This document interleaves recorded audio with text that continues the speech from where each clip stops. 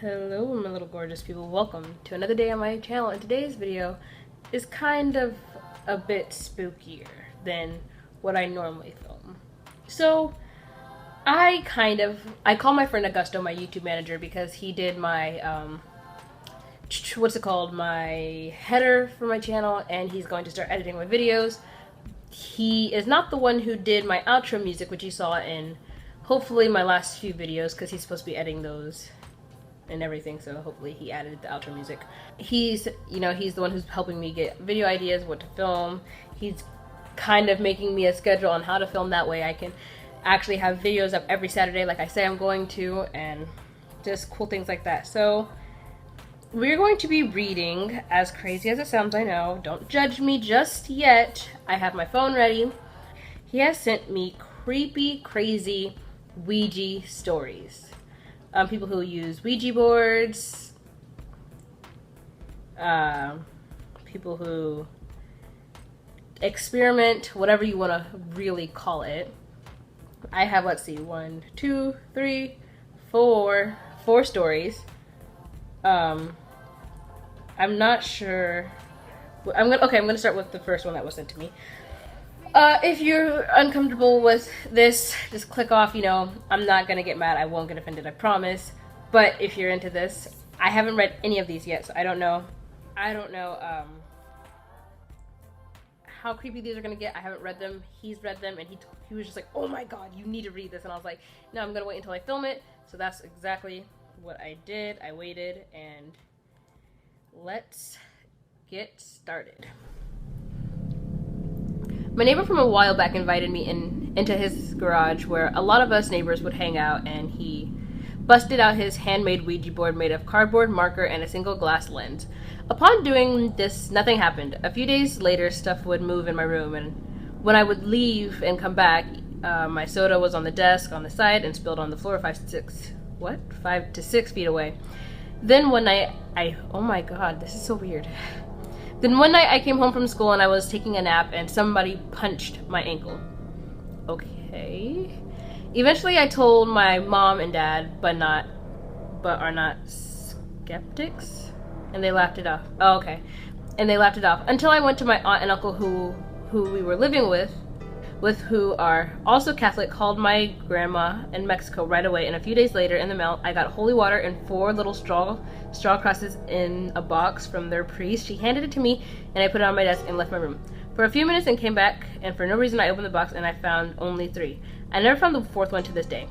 Aunt blessed the whole house, and upon that I started getting anxiety, and my uncle instructed me to leave the house to hang out with my friends. I told them and they laughed it off. The next day or so I was napping in my room, and my cell phone, which was on my chest, rang, and I answered it. It was my friend, and he said that he had just called me, and this was the second time calling me. I told him my phone didn't ring the first time, but he said somebody picked up. He heard white noise and deep raspy voice exclaimed slowly 3 times, "Smitty, Smitty, Smitty." He hung up and called back. Things are getting pretty serious by now. Okay. Then once again I was napping after school, and for the first time I experienced sleep paralysis, except I felt knees on my chest and hands around my neck. I opened my eyes and I saw him, all black hair going past his nips. Long nose, black cloth around his waist covering genitals, maybe 6 feet tall, and a grin like the Cheshire Cat, all for a good minute. Then I snapped and opened my eyes again, and I was fully awake. Again, my mother laughed it off. Okay. Was alone in the room, and someone sprinted through her. That makes no sense. You're alone in the room and somebody sprinted through who? Okay. Someone sprinted through her from one end of the room to the other, possibly went through the window because it shook like no tomorrow. She cried and went to my cousin in the next room and mine. She said what happened and went to investigate, but didn't hear anything to begin with. Just my mother sobs. Upon telling me this, and so many months of this happening, now do you believe me? Okay, so that was really a weird one. It was kind of hard to read because, first of all, the print is so small, and I'm just like, and it's really weird. And then a lot of it doesn't make sense because, he said he was alone in the room, and then someone ran through his mom. But if he was alone in his room, how would he know that this happened unless, she's telling him this, I guess.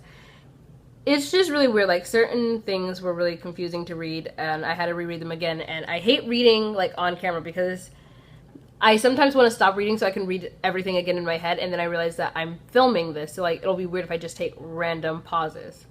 So on to the next story. I had a Ouija and we would play it a lot. The spirit named Paul, the spirit was named Paul. He said he was 18 when he died. He died in my hometown in the 1800s. He said his mom killed him. He started getting overly talkative and obsessed with me. My initials are KLM, and he would circle the letters over and over until I got on the Ouija board. He started telling me that his mom is in hell and I have to get her out. She said I would have to find a guy named Logan W. That's a priest in Midwest US, and that he's God's helper, and that I'm the only person on earth that can help him. Then he tells me that he's inside of me until I die. I gave the Ouija away. If I've ever been around a Ouija since, it's been Paul, and he's asking for me. I won't even be on the Ouija, just in the same room. I don't go around Ouijas now. You don't go around them, but you'll be in the same room as them. And then this Paul dude is like trying to stalk you. Okay. Okay, that's cool.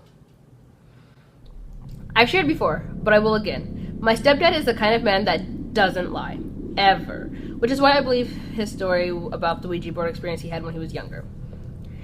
He said he had his friends over and they had a Ouija board out and they wanted to play. After a bit of playing around, they made contact with a being that said it was a demon. His friends were asking it questions, but he said the thing pinpointed him.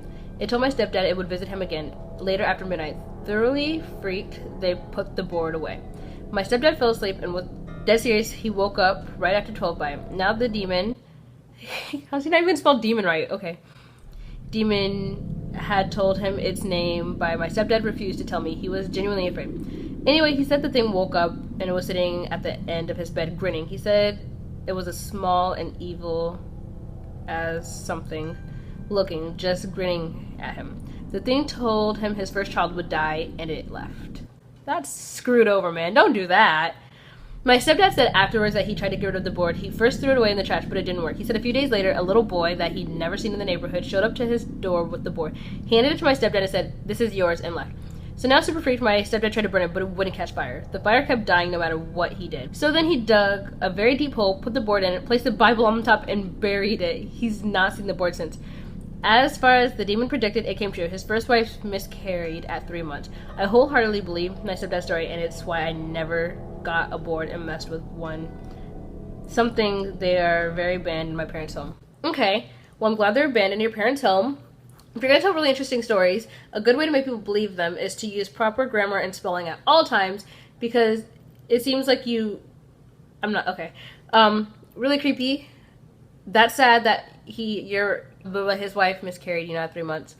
I think it's kind of funny that he dug a deep hole, put the Ouija board in it, threw a Bible on top, and then buried it, and hasn't seen it since. Like, Jesus is holding it down. Like, God's like, don't try to move. We're not doing this today. Stay down there. Okay, I'm sorry. And this is the last one. I'm going to preface this by saying I'm not convinced about Ouija boards, and I think that anything that requires human interaction has so much room for human error that I don't think it's possible to really rely on it. Keeping that in mind, I had an experience with one, and I've realized it might not even matter if it was some sort of communication or just my friends and my subconscious. This happened just over a year ago. I was in a pretty dark place emotionally and had been for a couple months. I was thinking a lot about not really wanting to be alive anymore. I was hanging out with some friends. They had used the Ouija board a number of times and thought it was pretty interesting. Honestly, I didn't really believe their story since I had used it a couple times before when I was a lot younger and got no results. Still, they wanted to play while we were hanging out, so I joined in. We asked if there was anyone there, got a yes, and then asked if they wanted to speak to anyone in particular. It spelt my name immediately. What surprised me was how quickly and forcefully, I don't know how to say the word, in our case, a glass flipped on its rim moved. When we asked what it wanted, it said, "Don't die." I won't give it a play-by-play, but the rest of the conversation, but it was basically told me I was a good person and things would get better. It really freaked out my friends and led to some awkward questions about my emotional state, but it really was what I needed to hear right then. It was a really positive experience, and regardless of what caused it, I'm really happy I experienced it. So all I'm hearing is there's good demons out there. If demons do exist, and this is an actual story, there are good demons out there that don't want people to die. Like, I'm proud that demon was like, you know what? Don't kill yourself. Don't do anything that will harm yourself. Don't do it. Which, with that message being said, if you are depressed or anything like that, taking your life is not the answer. I think I've said this before in another video, but it's not, guys. it will get better. And though it seems like it might never, it will, trust me. And though it's sometimes hard to talk to people, there are still people to talk to, and there are still people that will gladly listen. So with that being said, I'm done reading weird, creepy Ouija experiences. Hopefully those were just, you know, kind of like cool creative stories, as I don't exactly believe in Ouija boards and stuff like that. I just, you know, thank you guys for watching. If you like this video, give it a thumbs up. Comment down below if you've ever played with the Ouija board, and if you have, tell me about your experience, and subscribe because I make videos every single Saturday, and I have a video planned for next Saturday that I won't tell you guys, but just know that it's really cool, really exciting, and I think you guys will like it. So, bye.